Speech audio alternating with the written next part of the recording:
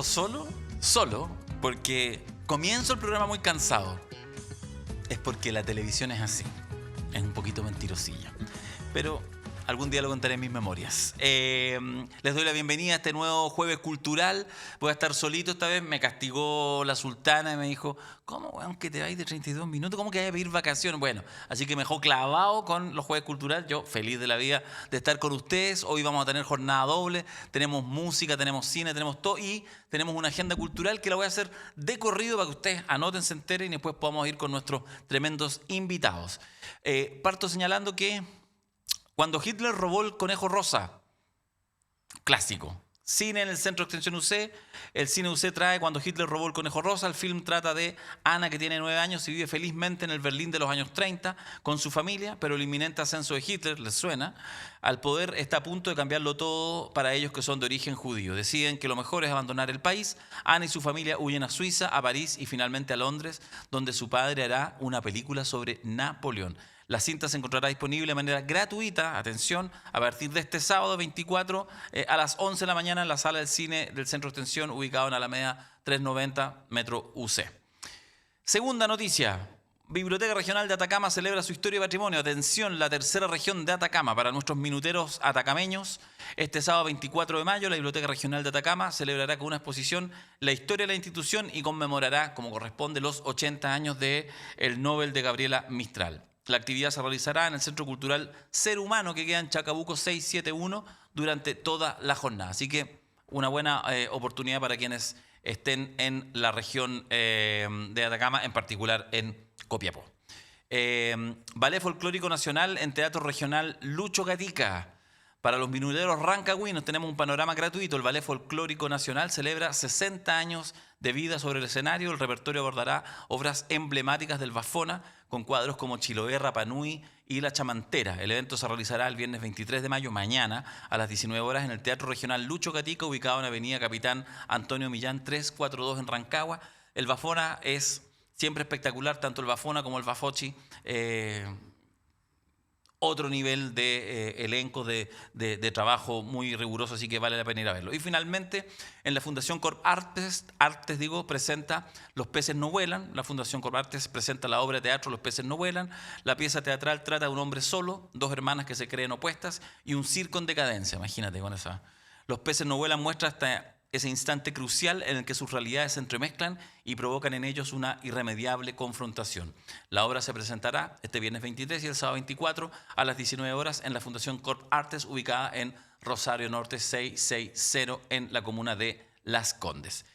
Eso, así que con esa agenda cultural variopinta de distintas ciudades de Santiago, los dejamos. Vamos a hacer ahora una pausa y volvemos con el gran René Naranjo. Lo estaban pidiendo, se había escapado, no volvía, ya lo pillamos y le pusimos ahí unos grilletes para que vuelva al 32 minutos. Así que vamos a hablar de cine a la vuelta de esta pausa en el 32 minutos cultural.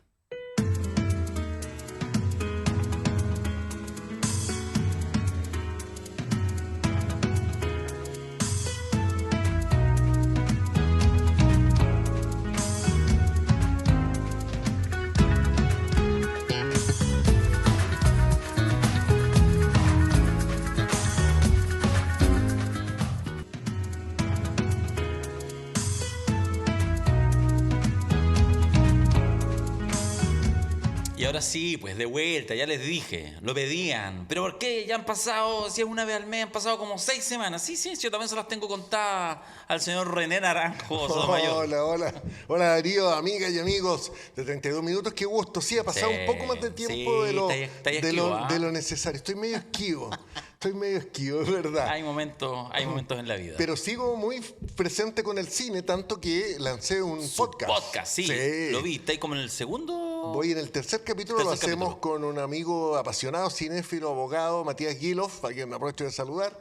Y este podcast se llama Películas que no puedes dejar de ver. Perfecto. Buen nombre. Y hablamos 45, 50 minutos. ¿Dónde está? ¿En qué plataforma? En Spotify, y también se puede encontrar ahí si no lo busca por YouTube, por Google. Pero ahí en Spotify es donde estamos alojados. Ya, perfecto. También en Apple Podcast, en fin. Y el primer capítulo estuvo dedicado a La Conversación, la magistral película de Francis Ford Coppola del 74.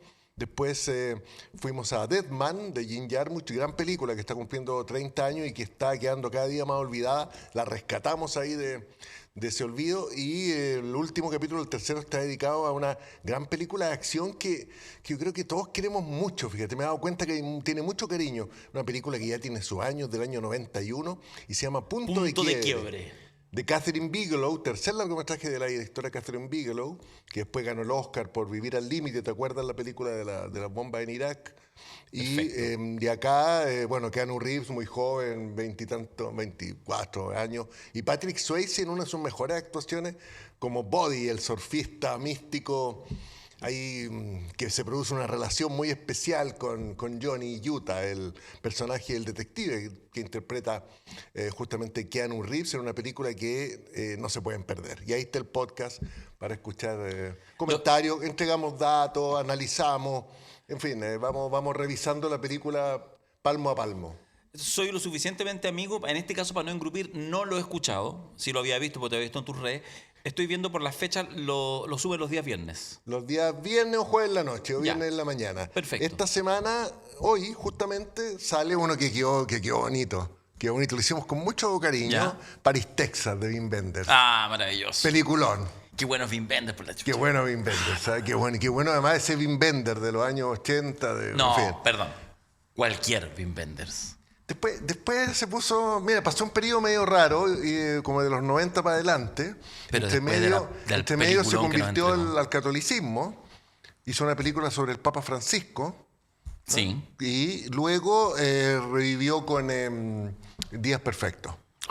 Claro, qué bella película. Es que, ¿sabéis qué? Perdona, es que Días Perfectos, estoy además escuchando una canción, Perfect Days, además en la versión de... ¿Ya?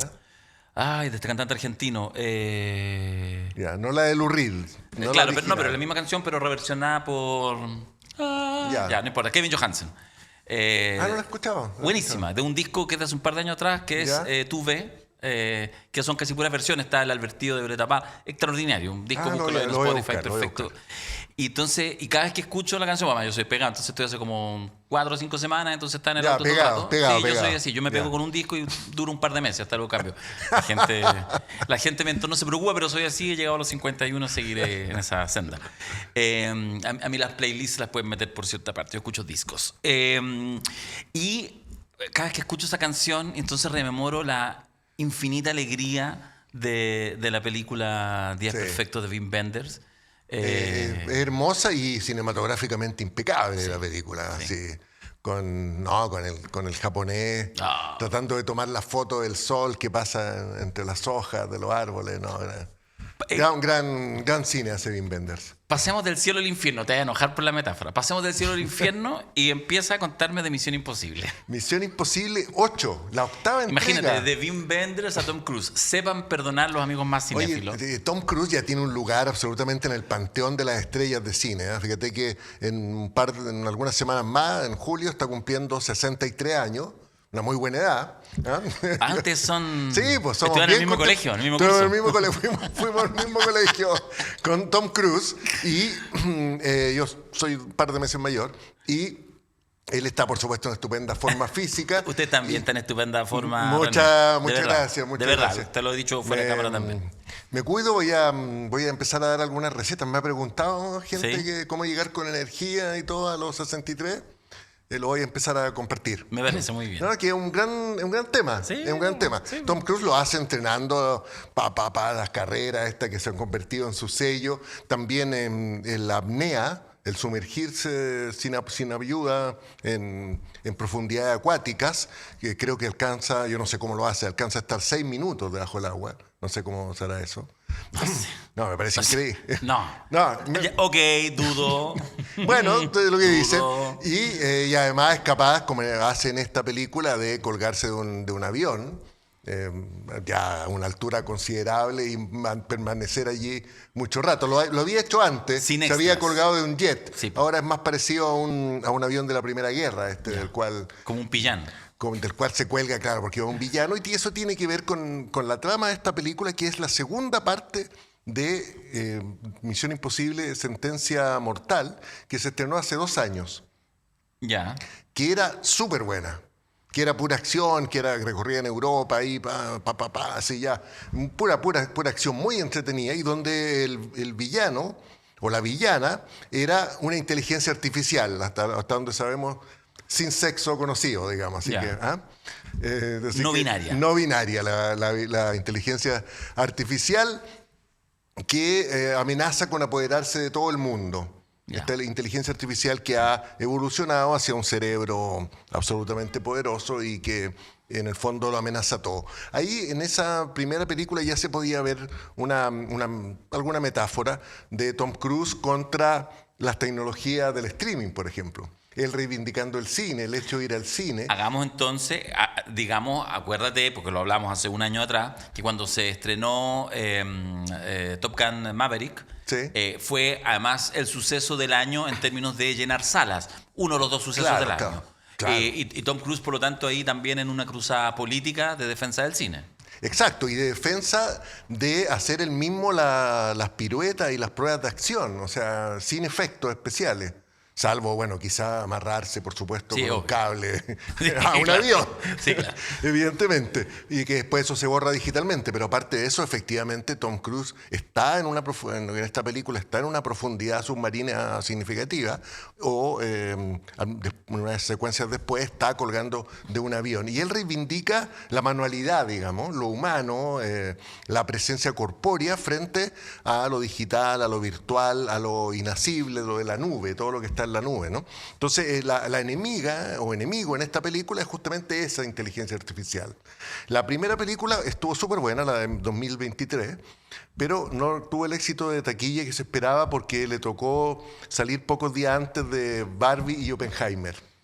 Y para los niveles de producción fue más bien un fracaso. Claro, porque ahí necesitáis sobre 600, 700 millones de dólares de recaudación. Recaudó 300 y tanto y necesitaba 700, son números monstruosos para hablar de cine, ¿no? ¿Qué fue lo que hicieron Barbie y Oppenheimer? 1.300 y 1.500. 1.300, 1.400 millones de dólares. Entonces, en esta nueva película la asumen como un cierre. La asumen Tom Cruise y su socio, el director Christopher McQuarrie, con el que viene trabajando desde la película 5, desde la quinta entrega de Misión Imposible. Esta es una saga que comenzó en 1996 con la película de Brian De Palma.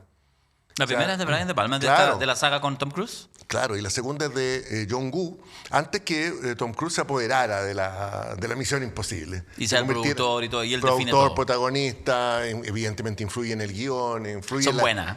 Claro. O sea, sumando y restando la saga, buenas. Hay algunas son buenas. Muy buenas. Sí, otras que son... esta no quedó tan buena. Eso te quería preguntar. Se complicaron la vida. ¿Sí? Se complicaron la vida porque sintieron que tenían que hacer una gran suma, digamos, de todas las películas, de las 8. ¿Y qué hay referencias? Hay referencias constantes. Desde que empieza la película se empieza a hablar de las películas de la primera, de la segunda, de la tercera. Es como para exégetas de Misión Imposible o para quien nunca ha escuchado nada y se está poniendo al día con la película y le cuentan todo lo que pasó. Pero hay mucha palabra, hay mucho bla bla. Explicando todo. Y no eres Wim Wenders. Claro, que explicando todo lo que le pasó a este superagente Ethan Hunt, que interpreta Tom Cruise, que por supuesto ha pasado las 1001, ha pasado durante las 7 películas anteriores. Entonces en esta octava hay todo el primer acto prácticamente, la película dura cerca de 3 horas, todo el primer acto es una explicación. Es una puesta en situación de lo que va a pasar y recordarnos lo que ocurrió. Y ahí la película pierde un tiempo precioso, siento yo, en explicaciones. Y después ya en el segundo acto, en la segunda hora, empiezan las escenas de acción y las dos valen la pena, digamos, que son las dos grandes escenas de la película. Una que ocurre en las profundidades del mar, como ya les anticipaba, porque Tom Cruise tiene que bajar al submarino que explotó en la primera película, para los que la vieron, y tiene que resolver ahí un enigma, porque tiene una llave en forma de cruz, en fin, tiene que hacer algo ahí en el submarino. Y esa escena es espectacular. Esa secuencia en realidad dura 20 minutos sin palabras, tranquilamente. Y que por supuesto baja Tom Cruise con un traje ya último modelo. ¿Tú habrías partido con esa escena? Claro, yo habría partido al tiro, yo habría entrado así con Tom Cruise. ¿Verdad? Es una escena extraordinaria, porque además tú sabes que es él el que está ahí abajo tratando de resolver esto en el poco tiempo que tiene, pues siempre tiene poco tiempo, porque esto es Misión Imposible. Sí, obvio. Claro, y todo se va a autodestruir en 5 segundos y él está ahí en el rescate de último minuto. Y bueno, esa escena me pareció la mejor de la película. Esos 20 minutos sin palabras debajo del mar me parecieron la mejor de la película. Y luego está la escena de los aviones que está en el tráiler y que bueno, que está espectacular. La película agrega muchos personajes secundarios, se da muchas vueltas. Se nota que en el trabajo del guión, para hacer este resumen de las películas, de toda la saga, se complicaron la vida. Próxima película de Tom Cruise va a ser así alguna de cinearte. Cine independiente. Así bueno, él dijo ahora que presentó la película en el Festival de Cannes, que se está desarrollando estos días, y dijo: quiero hacer películas hasta los 100 años. Pero claro, ya no va a poder estar siempre corriendo, buceando arriba de un avión. Yo creo que él entiende que llega un momento de cambio también en lo que tiene que hacer en pantalla, y esta película cierra el ciclo. Por lo tanto, quienes hemos seguido la saga y los cinéfilos y todo, no la podemos perder, pues la tenemos que ver porque... Estamos obligados. Yo no vi la anterior, pero vamos a ponerla al día. Te digo, las dos grandes secuencias de acción que duran 20 minutos cada una valen completamente la pena. El ticket. Oye. Te quiero traer a Chile. Sí, porque es evidente, lo venimos conversando hace un par de semanas, programando la fecha para tu aparición en 32 minutos, René, y voy a decir lo que a mí me evoca, porque no la he visto, porque estoy en mi peor momento laboral o en mi mejor momento laboral, como lo quieran ver, pero no tengo tiempo para nada, y no he ido al cine, es un desastre, en fin, nada, ni streaming, ni una cosa. Y lamento infinitamente todavía no poder participar por dentro de la discusión y el fenómeno que ha significado denominación de origen. Pero lo que sí quiero decir para preguntarte es que qué alegría cuando estos fenómenos, películas que podrían perfectamente haber estado una semana en salas y después chao, logran enganchar en el cine chileno, en esta mirada que parece que está ahí como a medio camino entre ficción y documental, y que es esta pelea fratricida, ideológica profunda, sin haberla visto, lo tengo claro, entre Chillán y San Carlos por una longaniza. La verdad que Denominación de Origen es la película chilena del año, absolutamente. Es un éxito de taquilla que no se producía hace tiempo con un film chileno. Es una película con la que evidentemente todos nos reímos. Y también nos identificamos, nos vemos. Es una película espejo del ser chileno. Y ahí viene el primer mérito del director, Tomás Alzamora. Él es oriundo de San Carlos. Este es su segundo largometraje. Y él aquí lo que hace es filmar a los chilenos y a las chilenas. Que tú dirás, bueno, pero eso hace todo el cine chileno. No, pues. El cine chileno no hace habitualmente eso. No. El cine chileno filma actrices, filma actores, evidentemente de mucho talento, muy destacados, pero que están interpretando un rol de acuerdo a un conocimiento y a una experiencia, por supuesto, muy reconocida. Aquí Alzamora va a los chilenos en forma mucho más cruda, ¿no es cierto? Y convoca a un equipo de personas, un cuarteto protagónico, que no son actores, que son personas que estaban allí, digamos, y él las descubrió, como a Luisa, que la encontró en Valparaíso y que hace de dirigente social y activista principal de esta campaña para obtener la denominación de origen, el reconocimiento oficial de la longaniza de San Carlos, que es esta localidad ubicada a 25 kilómetros al norte de Chillán, en la región de Ñuble. Entonces, junto a ella se suman el tío Lelo, que es un señor ya mayor, un longanicero de vieja cepa, de larga tradición.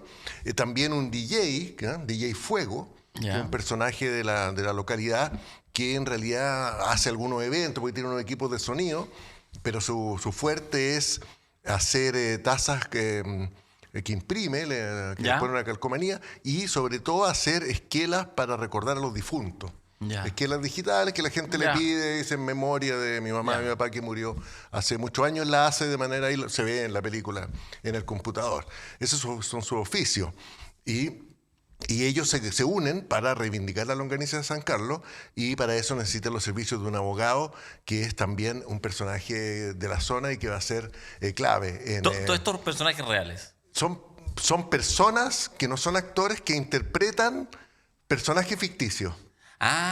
Es una ficción. Es una ficción la película, pero como no son actores... Se nota. Parece documental. Buenísimo. Es que ahí está el tema, ahí está el truco de la película. Porque tú ves la película y te crees todo como que era verdad. Yo me creí toda la película, todo. Yo creí todo lo que me contaron. Y después, bueno, uno sabe que gran parte de las cosas son ficticias. Pero ¿qué hace Tomás Alzamora? Canaliza una serie de inquietudes que hay en la comunidad de San Carlos y las convierte en un relato. Y eso es lo interesante, lo apasionante. Por ejemplo, la lucha con Chillán. ¿Quién tiene la mejor longaniza? Que es algo que está ahí en el aire, en la historia de la región, y esto se convierte en una causa, ¿no es cierto? Este cuarteto de personajes quiere obtener la denominación de origen antes que Chillán. Quiere que la longaniza sea de San Carlos. ¿Por qué? Porque dicen ellos, tenemos el mejor terroir, ¿no es cierto? El mejor terreno, porque pasa el río, porque en la mañana el aire entra fresco, porque, en fin, los chanchitos se alimentan bien, naturales, andan sueltos, comen un arroz que se da aquí nomás, en fin, una serie de particularidades que les pide, ¿no?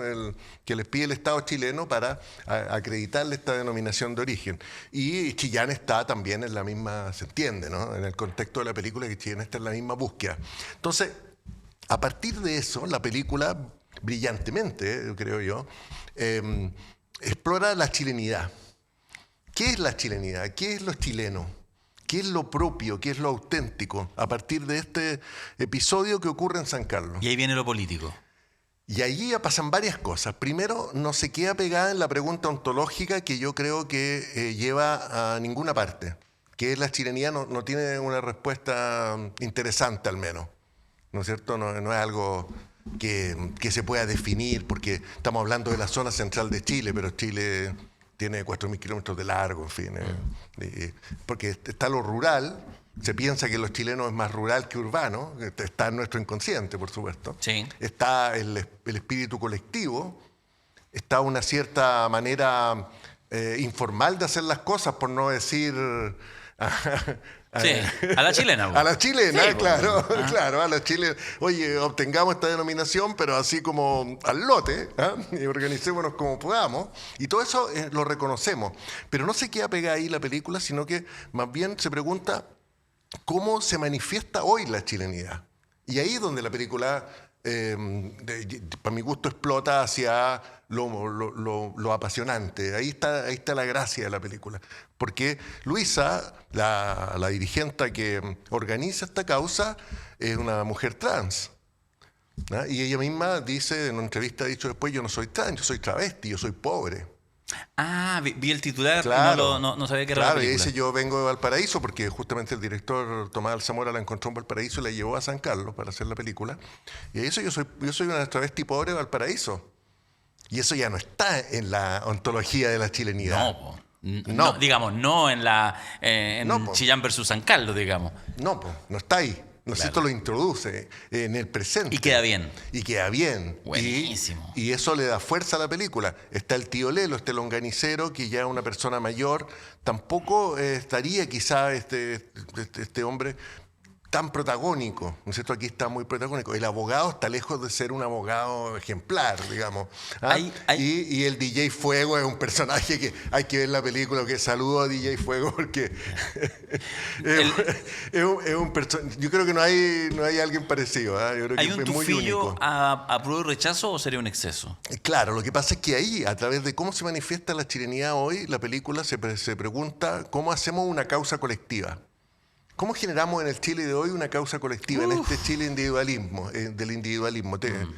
Bueno, tú sabes los alcances que puede tener esa pugna, ¿no? Entonces, el dilema de estos 4 protagonistas es subir a la comunidad de San Carlos a esta lucha reivindicativa. Es decir, esto es importante para ti. Y ahí se ve como en la primera reunión que hacen para empezar con los trámites de la denominación de origen, van 2 personas. O sea, la comunidad no está dispuesta a escuchar un proyecto colectivo, comunitario. No está dispuesta a salir del individualismo. Los otros productores de longaniza de la zona. Y ahí dan el clavo de Tomás Alzamora. Porque entonces la película se va a convertir en una lucha por lograr lo colectivo. Y eso se parece mucho a algo que vivimos en 2022. Y entonces uno viendo la película dice, esta película me está hablando de otra cosa, no solo de la longaniza. Qué espectacular eso. No, en ese sentido, es la película chilena del año y merece todos los reconocimientos. O sea, ¿Tiene alguna posibilidad? Y por eso además toca, déjame esto, porque por eso además toca la fibra, porque en el clímax se enfrenta el individualismo actual de los chilenos con el sueño colectivo que entendemos que tenemos que tener como nación, o al menos como comunidad en San Carlos. ¿Ah? Entonces, ese choque uno lo hace pensar inmediatamente en lo que fue el plebiscito de la prueba y el rechazo. Y lo que pasa allí, que no les voy a contar, es lo mejor que ha mostrado el cine chileno en mucho tiempo. Y lo más auténtico. Y lo filma con todo realismo Tomás Alzamora, y eso conmueve. Ese momento conmueve. Ahí y todo lo que pasa en torno a ese día crucial en que se va a decidir la causa. Entonces, la película es brillante en su manera de explorar la chilenidad, pero no como algo de museo o algo que está ahí fijo, no, la chilenidad de hoy, lo que pasa hoy con una reivindicación colectiva de lo propio, ¿no? Además que hay muchas miradas más, o sea, San Carlos reclama el centralismo de Chillán. Dice, la capital de la región se lleva todo. Y antes, hasta hace unos años, cuando Chillán era parte de la región del Biobío, ¿te acuerdas? Chillán reclamaba porque Concepción se llevaba todo. Sí. Entonces, vemos cómo se va, a pesar de que se vayan creando nuevas regiones, se reproducen los sistemas de centralismo en la estructura social y estatal de Chile. Muy buena la escena, muy buena, en que los protagonistas van al Consejo Municipal y a hablar con la alcaldesa de San Carlos para encontrar apoyo. Y hay una escena que es total antología, que es absoluta antología, en que llega una experta extranjera, experta en catar comida. Ya. Claro, una catadora fina, europea, que se entiende que llega a San Carlos invitado por estos 4 jinetes de la longaniza, y llega a hacer una cata de longaniza.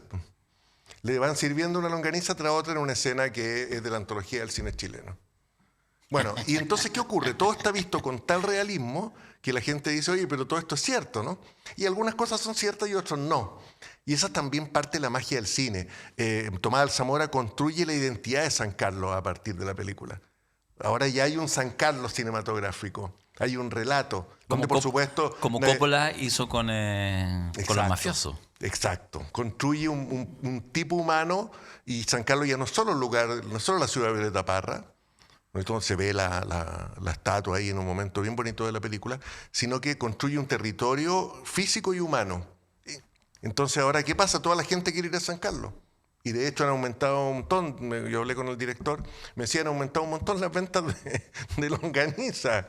¿Eh? Y la longaniza se convierte en un instrumento para construir este relato fantástico de una localidad que sin el cine, que sin esta película, permanecería absolutamente perdida en la geografía chilena y fuera de todos los radares. Entonces, es una película excepcional, Denominación de Origen. Cine chileno sacó Vale Otro. Sí. Así que vamos a hablar de esta que parece ser la película del año. Con esta que quiero tu opinión, René, Isla Negra, con dos actores de los mejores actores que tiene Chile. Alfredo Castro en cine, probablemente el número 1, se va a perdonar el resto. Y Paulina Urrutia, estupenda. Que es una gran actriz, que evidentemente por sus labores fue ministra de Cultura, etcétera. En algún minuto incluso como que, claro, se perdió en eso, pero sigue siendo una extraordinaria actriz. Así es. Fíjate que también hay una lectura sociopolítica en esta película Isla Negra, que tuvo un paso mucho más fugaz por los cines, eso sí. El tercer largometraje del cineasta Jorge Riquelme, y es una alegoría del estallido social. Directo. Nos pasamos del plebiscito, fuimos antes al estallido. Claro, la diferencia es que en Denominación de Origen la lectura del plebiscito aparece de la propia narración. Uno dice... Sutil, como que viene de los hechos. Y aquí es más bien una película que quiere funcionar como una alegoría desde el principio. Porque se trata de tres personajes que están interpretados por Gastón Salgado, Marcela Salina y José Sosa, como un padre que viene ya muy deteriorado, como el padre de él. Hablando de tremendos actores. Claro, Orlando es tremendo actor. Es que llegan a tomarse literalmente un pedazo de costa en Isla Negra frente a una casa de estas que están en los cerros ahí, que son casas más burguesas, más acomodadas, donde vive Alfredo Castro y tiene de visita al personaje de Paulina Urrutia, que tienen una incipiente relación sentimental. Entonces, uno ya sabe que la película va a consistir en el asalto de estos tres marginados a esta casa, ¿no? El tema es cómo se va a producir y qué va a pasar, digamos. Y ahí la película tiene un cierto suspenso, porque por supuesto Alfredo Castro, el personaje no tiene mayor conciencia social, le importa un comino lo que pasa alrededor. Y Paulina Urrutia, su personaje está un poco más inquieta por todo esto que está pasando. Y estos tres personajes marginados, él, ella y el papá que interpreta a José Sosa, se van acercando lentamente a la casa, la van poniendo como al acecho de esta casa, que es una metáfora evidentemente de la sociedad chilena, o sea, eso está súper claro. Una alegoría incluso se podría decir, que evidentemente a partir de esa ficción se quiere hablar de lo que fue el estallido social. Entonces cuando irrumpen en la casa, ponen todo este orden más acomodado, este orden oficial, digamos, que rige Alfredo Castro, lo ponen patas para arriba, ¿no? Lo subvierten en una película que yo creo que pudo tener más vida, fíjate, pudieron pasar otras cosas, pero está muy apegado a la tesis de mostrar que esta es una subversión social en el estilo del estallido. En todo caso, hay una reflexión, en ese sentido, una película que no está del todo lograda, a pesar de las estupendas actuaciones de los cinco. Los cinco actúan súper bien, súper bien. Marcela Salinas está muy bien, Gastón Salgado, en algún momento conmovedor, incluso, bueno, y Alfredo y Paulina. Pero no alcanza a estar totalmente lograda la película porque quiere probar algo, quiere probar el estallido en vez de abrirse más a como debía haber sido la dinámica de los propios personajes, que era atractiva, así, estos cinco personajes encerrados ahí en ese lugar. De todas maneras, me gusta que el cine chileno está hablando de temas sociales, políticos, que se está haciendo cargo de lo que ha pasado en Chile, porque el cine tiene que presentar esa reflexión de la sociedad, tiene que ser en alguna parte o un espejo o un catalizador de las tensiones de la sociedad y hacerlas película para compartirlas con el público, para proponer esa reflexión. Entonces ahí hay dos películas, una súper lograda y otra no tanto, como Denominación de Origen e Isla Negra, que hablan de esto, ¿no? De lo que está pasando en nuestro país. ¿Isla Negra se irá a ir al streaming pronto? Yo creo que sí. Yo creo que Isla Negra va a estar en streaming en la misma página de Onda Media, del streaming del Ministerio de las Culturas. ¿Quién produce Isla Negra? No tengo el dato. No tengo el dato a mano. Perdona. Oye, nunca se hace eso. Quiero cerrar el bloque del cine chileno con la presencia chilena en Cannes, fíjate, en el Festival de Cannes. ¿Cannes o Cannes? Cannes o Cannes. Cannes. Porque se pronuncia Cannes en francés. Cannes, sí. Pero si uno dice Cannes, pasa por ciútico. Pero yo me he acostumbrado a decirle Cannes y de repente ando por ciútico en la vida. Festival de Cannes. Sí. Festival Internacional du Film de Cannes. Listo. Estoy aquí con un francoparlante. Y he estado 12 veces haciendo la cobertura completa del festival. Ya volveremos por allá. Ya volveremos. Oye, y hubo dos películas seleccionadas chilenas en la selección oficial del festival. Esto no es nada habitual, no ha sido destacado como debiera a nivel de medios, y es un hecho muy importante. Chile es el país más representado de América Latina en la selección oficial de Cannes. Esto también tiene que ver con la destrucción que ha hecho Javier Milei del cine argentino. No hay nada, ni un corto argentino en Cannes, nada. No hay nada, porque le quitó todos los fondos Milei al cine argentino. Y Brasil está muy bien representado con una película que se llama El Agente Secreto. Y Chile tiene dos películas. En la sección Cannes Premier está La Ola, de Sebastián Lelio, que es la primera película de Lelio desde La Mujer Fantástica. Después hizo The Wonder y otra película más con Netflix. Y aquí vuelve a hacer una película chilena y toma la historia en clave de musical, Darío. Ya, me encanta. Gracias, Lelio. De la participación femenina, el protagonismo femenino en el entorno también del estallido social, de la protesta social del año 2019. todo visto a través de una joven que llega ahí al mundo universitario, en fin, a todo lo que tiene que ver con la reivindicación feminista. Le fue bien recibida, estuvo muy bien la participación de La Ola con un elenco básicamente joven. Un elenco joven, nuevas figuras, actrices, actores muy, muy jóvenes, que prácticamente esta era su primera película. Y la otra película, el otro film chileno, es La misteriosa mirada del flamenco. Se me olvida de repente, La misteriosa mirada del flamenco, que es el primer largometraje del director Diego Céspedes. Y hay que tener ojo con Diego Céspedes porque es, a mi juicio, el más potente de los cineastas jóvenes. Él cumplió recientemente 30 años. Tiene un poco cara de cabros chicos, ¿eh? Se ve más niño, digamos. Y este es su primer largometraje. Ya estuvo con 2 cortos en Cannes. Con uno ganó un premio importante, el Verano del León Eléctrico. Y ahora debuta en la sección Una cierta mirada, que es como la segunda sección de importancia del festival, con esta historia de la misteriosa mirada del flamenco, que es una historia, mira, hay un grupo en 1982, en las afueras de Santiago, hay un grupo de personajes trans, travestis, que han sido como excluidos de la ciudad, y que el resto de los habitantes que andan por allí les tienen susto, porque son los tiempos en que se expande las muertes por SIDA, ¿no? Todo lo que tiene que ver con esa enfermedad. Entonces los lugareños creen que estos personajes trans, travestis, les van a pegar la enfermedad si los miran. Si los miran, si hay un contacto de ojo a ojo, los van a contagiar. Entonces, fíjate la historia. Sí. Junta un montón de cosas en un registro que sorprendió a la crítica internacional, ¿no? Así, como muy provocador. Y ese es el largometraje, esperamos que se estrene pronto. En Chile tuvo muy buenas críticas. Un cineasta talentoso, Diego Céspedes, que está siempre mirando el margen, ¿no? Ese primer corto que yo citaba, El Verano del León Eléctrico, es sobre el profeta de Peñalolén. ¿Te acuerdas del profeta que tenía nueve esposas? Sí. Había todo un lío con eso. Muy bien contado ese corto. Fue premiado en Cannes y ahora está de vuelta con este primer largometraje, que hay que tener en cuenta, La misteriosa mirada del flamenco. Yo creo que esa película va a llamar mucho la atención por lo que se ve en los adelantos, en los trailers.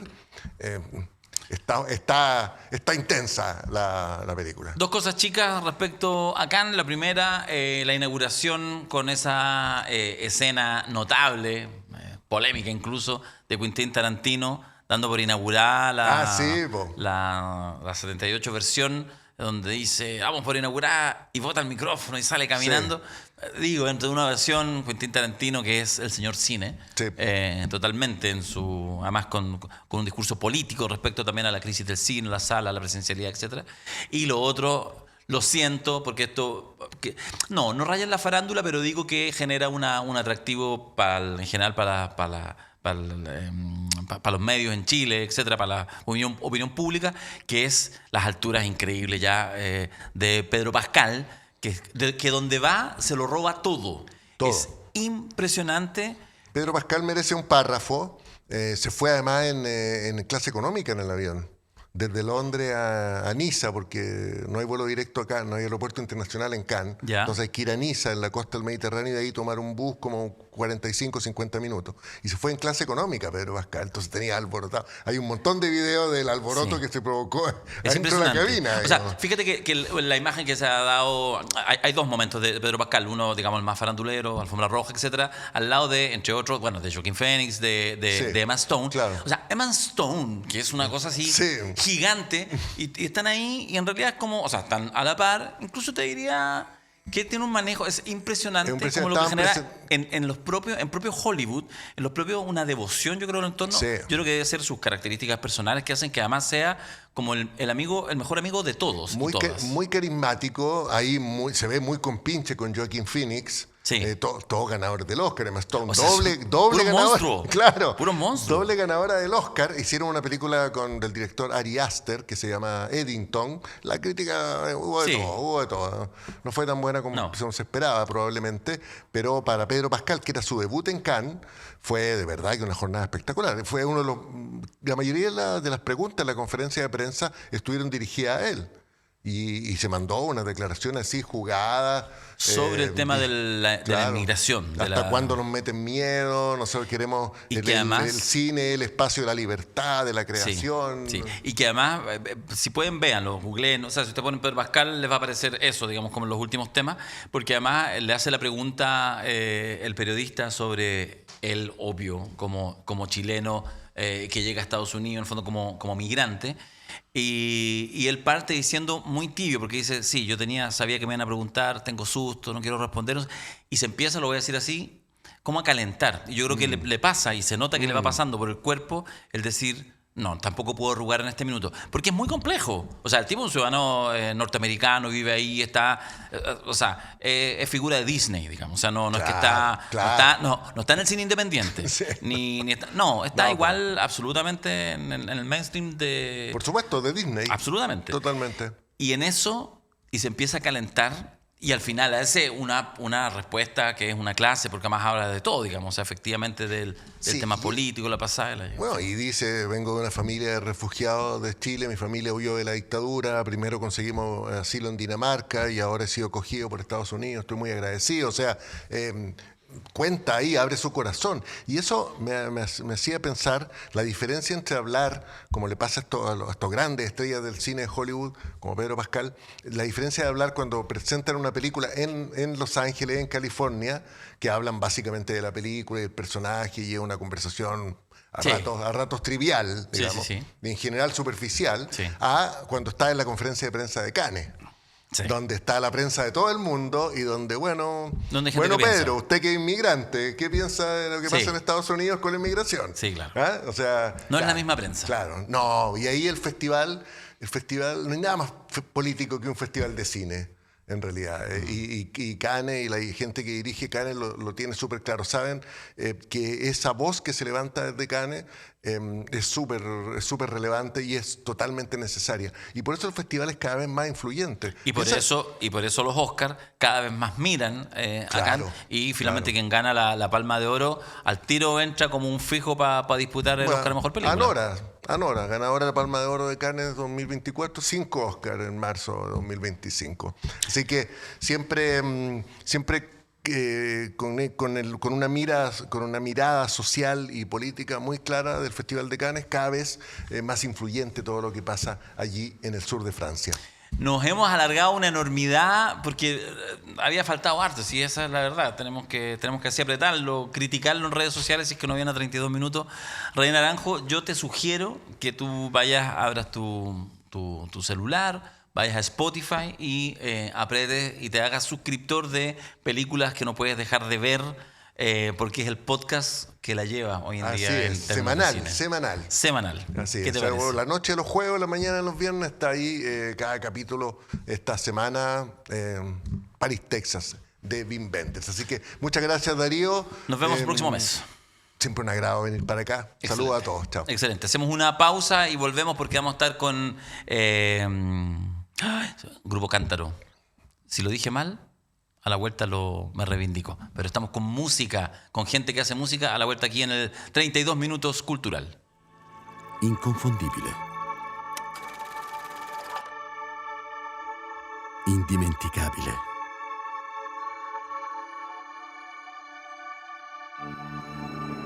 E il nostro caffè oggi riparte, portandoci a scoprire nuove parti del mondo. Prima di tutto, scegli se vuoi fare un caffè o se vuoi fare un costadoro. Mio padre diceva così, mentre ogni mattina faceva la sua scelta. Quella giusta, da sempre. Ecco dove ci porta il nostro viaggio.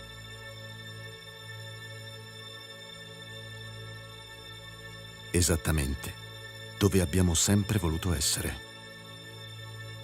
Sulle labbra di chi ama il caffè. Estamos de vuelta, lo dije bien, Con el grupo Cántaro. Me entró la duda, lo había visto, eso típico que de repente, cantor, cántaro, no sé, Cántaro. Eso pasa cuando uno se le pierde la pauta aquí en el computador, pero ya estamos bien, estamos con Sebastián Cebes, Tato Cebes. ¿Cómo está ahí, Sebastián? Bien, contento. Excelente. Y partida doble con Gustavo Matus. ¿Cómo está? El bajista del grupo, ¿no? Así es, todo bien, muchas gracias. ¿Y tú cómo vas? Aquí andamos, parando este programa cultural y ya lo saben todos nuestros amigos que nos ven que en esta alianza que hemos hecho con el taller cultural Merquén, Popular Merquén, y que estamos siempre tratando justamente de levantar en estos espacios de repente conversaciones que a veces si no nos entran y cuesta.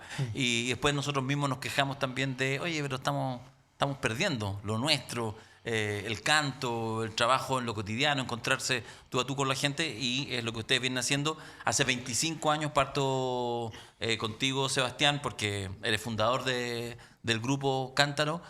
Cuéntanos cómo están. Ahora que ya vamos a hablar del disco, lanzando un nuevo disco, pero 25 años de trayectoria. O sea, ¿no teníais esas incipientes canas cuando partieron con el grupo? No, no las tenía. Fíjate, pero espero que bien llevadas las canas del grupo.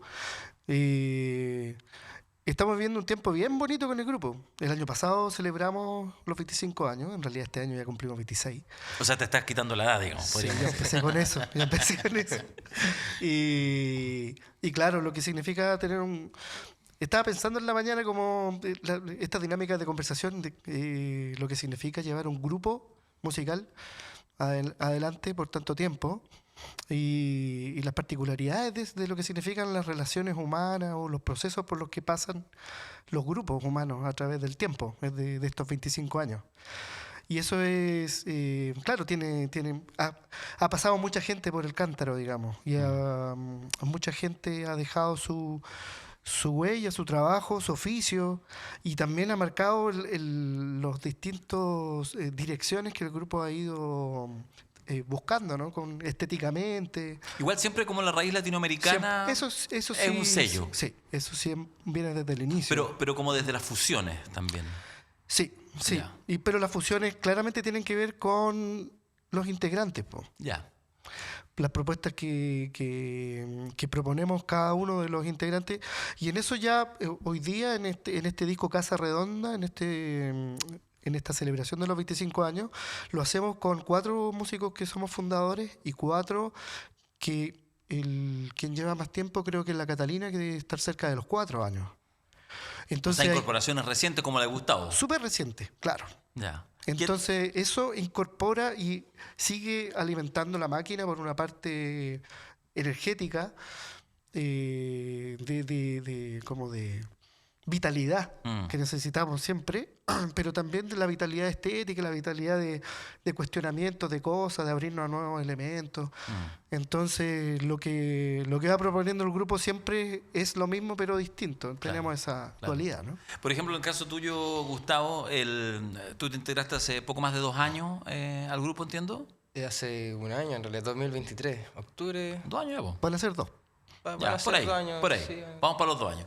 Y te lo pregunto primero como a nivel bien vivencial, porque efectivamente pues, uno entra en un lugar con el respeto que implica, claro, pero también en algún minuto tenés que, musicalmente, comillas, faltar un poquito el respeto para decir, oye, y esto podríamos hacerlo distinto. Porque de hecho implica, partiendo por interpretar temas que son antiguos con tus propios sellos. ¿Cómo es esa mixtura entre respeto e irrespeto? Oye, qué buena pregunta, porque fue lo que me pasó bastante en el primer instante, como que al ser nuevo y digamos joven, porque Claudio Acevedo, que es uno de los fundadores también, me contacta para ingresar a la agrupación, yo siendo estudiante todavía. Entonces encontrarme con profesores y gente con mucha experiencia, claro, al principio me apretó bastante. Siguiendo la partitura, sí. Claro, ¿no? Y estaba así pegadito a la hoja, de hecho, y tocaba despacito. Y varias veces me dijeron que tocara más fuerte nomás. O yo hacía estas preguntas con respecto a la falta de respeto, entre comillas, ¿no? De qué tanto puedo hacer aquí, qué ritmo, no sé, pidiendo sugerencias, como más o menos ir digamos, saber pedir el balón también, ¿no? Sí, ¿no? Sí, claro. Así que, no, fue intenso. Yo creo que me habré demorado quizás 2 meses, tal vez un poco más, en sentir sentirme, ¿cómo decirlo? Apropiarme del puesto de contrabajista en la agrupación, por mucho respeto también que le tenía a los bajistas anteriores que estuvieron, estaban sus partituras, Claudio me pasó también partituras con anotaciones antiguas que tenían ellos, entonces, claro, es como heredar también un poco la labor que había ahí y la esencia, digamos, ponerse esa mochila y continuar, además que con lo que uno ya tiene también, y aportar, como decía Tato, igual, desde nuevas experiencias que uno trae, que uno ha vivido de siempre. Entraste en un proceso, entró justo en un momento donde estábamos haciendo canciones nuevas. Eso igual abre la puerta, creo yo, como para esa impronta, para saber quién era el Gustavo. Ese para el disco anterior andarían. No, para el Casa Redonda. Para el Casa Redonda, sí. Entonces entra en el momento en donde estábamos mostrando canciones. Habían algunas que ya le habíamos montado, pero quedaba más de la mitad del disco sin montar, digamos. Entonces entra Gustavo y eso yo creo que también permite la proposición, la hoja en blanco en donde, claro, hay una idea, un poco la tradición de lo que hace el grupo, las mezclas por donde anda, ¿no? Que es música latinoamericana la raíz, pero también mezclada con música del mundo, ¿no? Lo que se llama música del mundo.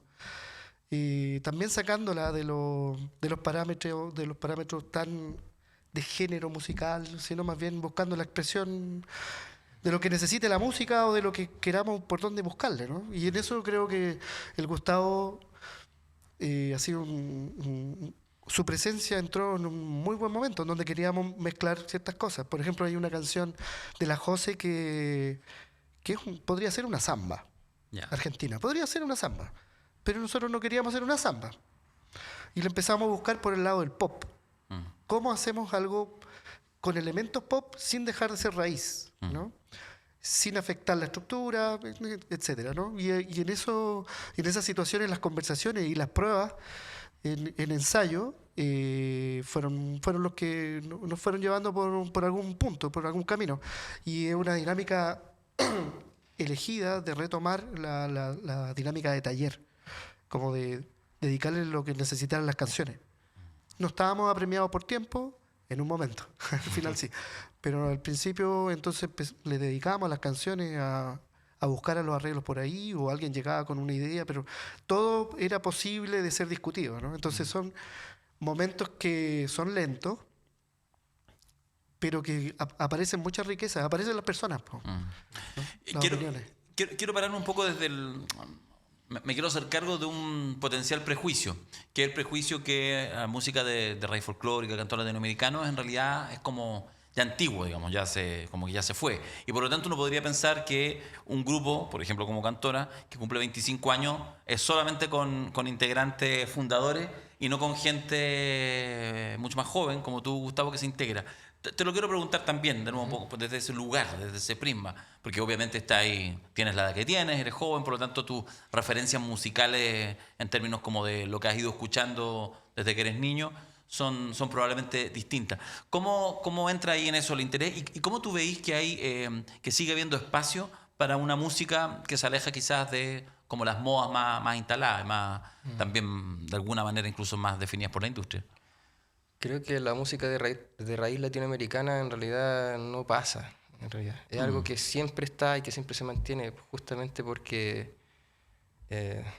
somos latinoamericanos, somos chilenos, no sé, somos gente que al menos muy personal, quizás esto sea muy personal, pero yo me siento muy enraizado en mi país, o sea, me gustan los paisajes, me gusta ir al sur, y la música tradicional también, folclórica, para mí es algo que toca muy de cerca, porque desde que era pequeño en mi familia se ha fomentado música latinoamericana, de raíz. Antiguamente, y un padrino que tengo, en paz descanse, Miguel, él era el encargado de llevar la guitarra a las juntas familiares, por ejemplo, y tocaba mucha música en Tillimani, Víctor Jara, y tocaba siempre música de raíz. Bueno, luego que él fallece es que esta práctica se deja un poco, pero en realidad de pequeño siempre tuve eso, al menos inconscientemente siempre estuvo. Después ya cuando alcancé mi independencia musical, no sé, más grande, quizás a los 13 años, 15, quizás me desvío un poco y escucho otras cosas más del momento. Pero siempre algo que estuvo, siempre está. Entonces visitar o revisitar esta música ahora como intérprete, para mí de verdad que me pega demasiado. Entonces, en realidad, me siento muy, muy fundido con la agrupación también. ¿Habrá alguna posibilidad de fusión o de encuentro, por ejemplo, estoy pensando en la música urbana, como probablemente un fenómeno que además tiene alcance incluso internacional, mundial, por la cantidad de exponentes y de escucha que hay en Chile? ¿O tú decís que en realidad es muy difícil que pudiera ahí haber ciertas fusiones? ¿Tú te refieres a la fusión de música de raíz latinoamericana con la música urbana, con qué sé yo? Me acuerdo, he visto un puro ejemplo, me pareció muy bueno, una grabación de hace algunos años atrás de Pablo Chile con Quilapayuna y Inti Illimani, que tuvo en realidad poca difusión, porque a mí me pareció un ejercicio poético, musical, político, muy, muy poderoso. Ese tipo de cosas, ¿tú crees que hay posibilidad de juego? En realidad es muy difícil. Yo creo que posibilidades de juego hay bastante en realidad. Sí, para eso es la música, hay que experimentar, hay que fusionar, de eso se trata. Es crear, estar en la vanguardia, ¿cierto? Buscando cosas. Ahora, hay elementos dentro de la música urbana que sí son latinoamericanos. Por ejemplo, no sé, ritmos. El ritmo de habanera, por ejemplo, que es el que se ocupa mucho en el reggaetón. Es un ritmo latino, un ritmo latinoamericano, un ritmo de habanera. Ahora, ¿qué más elementos colocarle? No sé, charangos, tal vez agregarle instrumentos más instrumentos de la zona. No sé, yo creo que en realidad hay que experimentar, creo que se puede dar. Ahora, con respecto a la difusión, eso va a depender de las mismas personas que trabajen esto, claro, ¿no? Y que tanto los medios quieran también mostrar esto, si al final es la difusión más que nada. Quizá el problema está en los puntos de partida para esos encuentros. Claro. Tengo la sensación, me sumo a los prejuicios, pero con otro prejuicio, que muchas cosas se hacen por o para la industria, o buscando enanchar las posibilidades de industria o de circuitos musicales, más que por búsquedas estéticas o por impulsos artísticos genuinos, ¿no? Como que eso ya poco como que pasa menos. Sí. Sino más bien, oye, lo primero es básico que uno dice, toquemos juntos con esto para que sumemos público, ¿no? Pero en el fondo es el mismo axioma para la misma problemática, ¿no? Entonces yo creo que lo que más sucede viene desde ahí, y por eso a veces yo creo que los resultados no enganchan tanto, ¿no? Como que realmente hay que estar medio enamorados para que algo funcione, creo yo, ¿no? Claro. Yo creo en el amor, en todo amor, y creo que en el desarrollo musical uno tiene que estar ciertamente vinculado con algo emotivo, ¿no? Si algo realmente no te engancha mucho, ¿para qué te vayas a ir a meter allá, no? Sí. Claro. Y yo creo que muchas de las cosas que aparecen tienen esa raíz. Entonces, a mí no me ha pasado mucho con ese tipo de música. Sí, con músicas, por ejemplo, lo que hace la banda Conmoción, o con las bandas en general, que otro circuito, que es un circuito más de pasacalle y que está ligado a lo urbano, pero a otro tipo. Medio murguero. Claro, Sí, claro. la tradición de la murga, que no es nuestra, pero que se ha ido de poco Claro, instalando. o lo que hace la Chinchín Tirapié, buenísimo. etcétera. Entonces, yo creo que ahí hay muchos elementos que, por ejemplo, para mí son más llamativos, ¿no? Y que hay una conexión también con barrial, vecinal, ¿no? Territorial de la música. Y allí también hay intercambio, porque lo que ha hecho la Conmoción, por ejemplo, de traer a la capital músicas que no son de la capital. El bronce. Claro, todo, sí. en estética y también en los elementos de géneros musicales. Son muy interesantes, y no solo interesantes, son muy interesantes, sino que uno las goza. No, sí. Cuando uno está gozando, no está pensando si es interesante, sino que está ahí vacilando. Sí. Entonces, para mí, por ejemplo, a mí me toca mucho más ese tipo me llama mucho más la atención de generar vínculos. Claro, y la pregunta está, perdón, el por qué hago lo que hago, ¿cierto? ¿Qué es lo que quiero mostrar? Como a lo que se refiere Tato, ¿cierto? Como, ¿cuáles son mis objetivos? ¿O quiero vender y ganar dinero solamente? ¿O quiero mostrar algo más profundo? ¿O quiero mostrar una música con un fin solamente porque me nació hacerlo? Porque siento la necesidad de escribir algo y, oye, también toco y lo pongo música encima. Yo creo que por ahí hay una diferencia muy grande igual. Hablemos, para ir cerrando, de Casa Redonda, este disco que sale, hay que decirlo, con el Fondo de la Música, financiado con el Fondo de la Música 2024 del Ministerio de las Culturas las artes y el patrimonio, que se lanza ahora. De hecho, el sábado hay un concierto en la Sala Máster, ahí en Miguel Claro.